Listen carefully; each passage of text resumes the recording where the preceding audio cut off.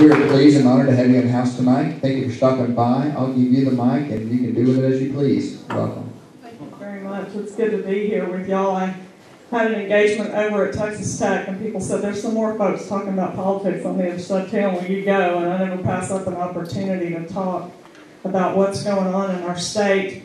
I'm sure many of you have had the opportunity to see the debates for the gubernatorial race and know probably by now that I'm a registered nurse, born and raised on a little farm and ranch in South Texas. Grew up there.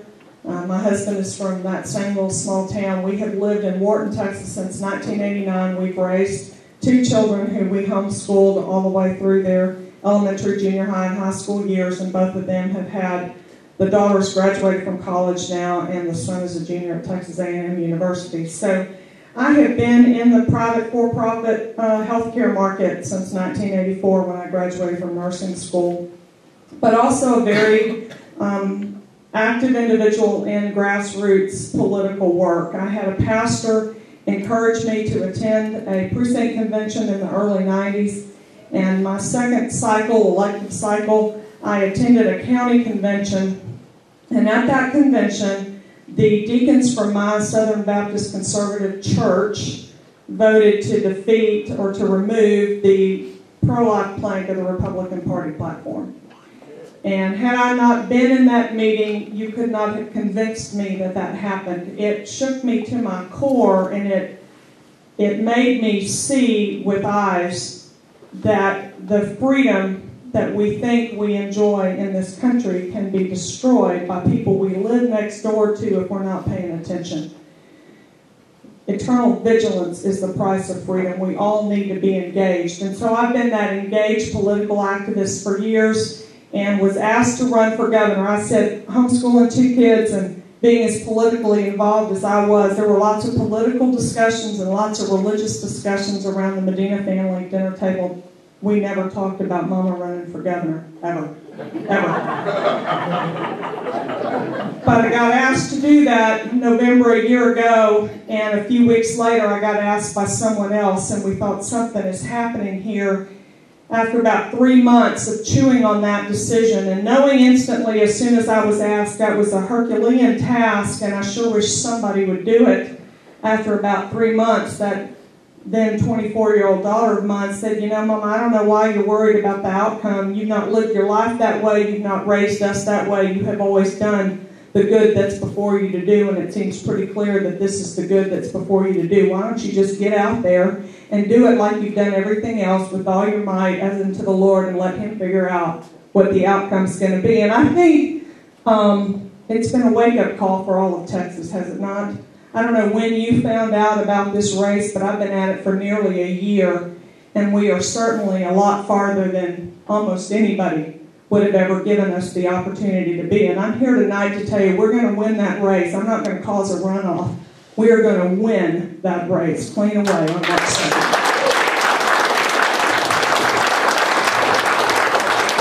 We're going to win that race because we are at a time and a place in our country when we are waking up to the reality that we are becoming the very big government that our founders fought against. And I have been saying for years, and certainly since the beginning of this campaign, I think we are asking our political candidates the wrong questions. I'd encourage you, as you have more events like this, not just to ask about the political hot topics of the day. In this area, it sounds like you know water and education has been something that's been being talked about here a lot. But dig down to the fundamental core of those candidates and let's start asking, do you know the difference between things that protect freedom and those that destroy it? Because every candidate knows what the political hot buttons are today, but none of us knows what it's going to be in January of 2011 when we take office.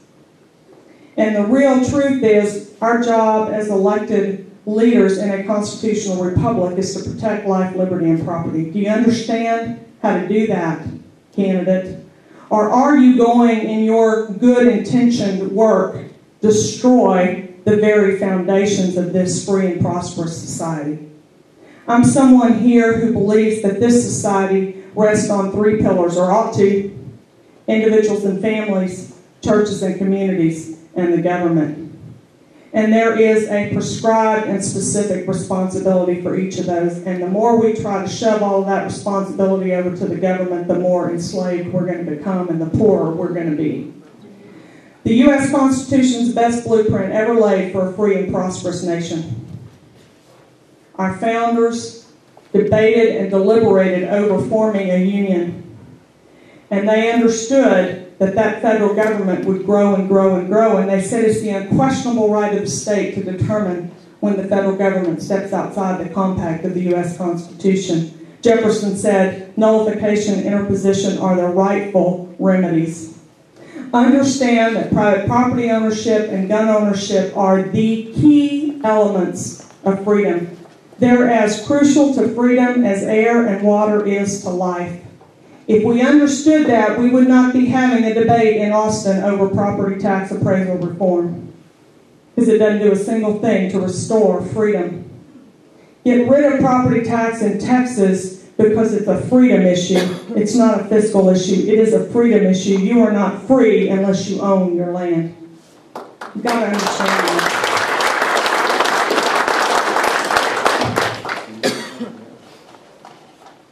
And it's doable.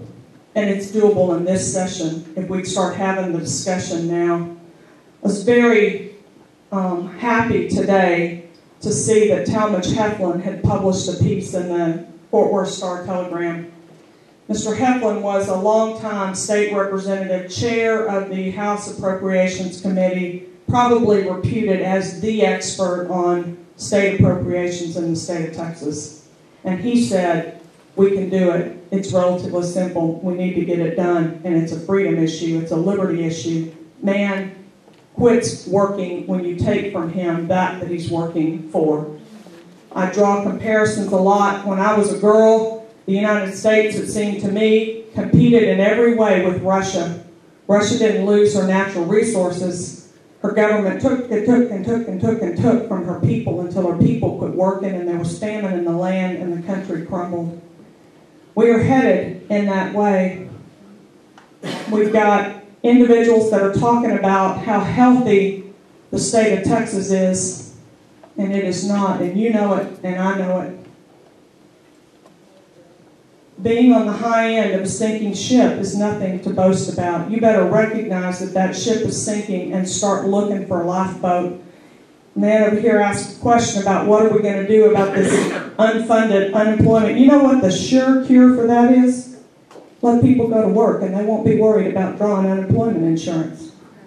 Eliminate property tax in Texas. It's important, I think, to reframe or to maybe talk a little bit about what an economy is and what a tax is.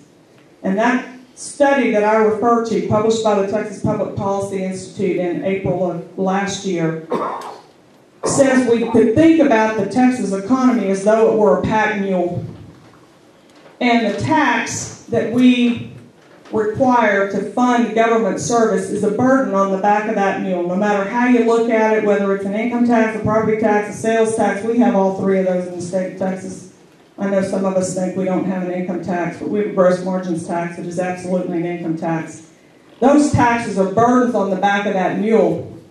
And that study says income tax and property tax are the poorest loaded burden you can place on the back of that economy. You stack the weight of that tax burden on that animal's front left shoulder, and he can't pick up a leg, much less carry the burden through the field as he's plowing. But when you spread that same weight, when you get those same dollars out of this economy from a consumption tax or sales tax, you have the equivalent of spreading it evenly over the back of that animal. He can carry that weight just fine, and he'll produce all day long.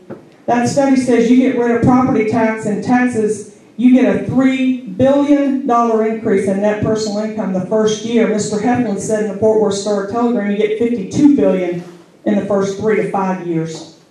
Net personal income, $52 billion. You add 150,000 new jobs, and you don't have to worry about an underfunded unemployment fund in Texas because everybody's working. Get the government off of our backs. Get our private property ownership back. Get it done in this first session. Get these candidates for state rep and state senate to start talking about what that looks like.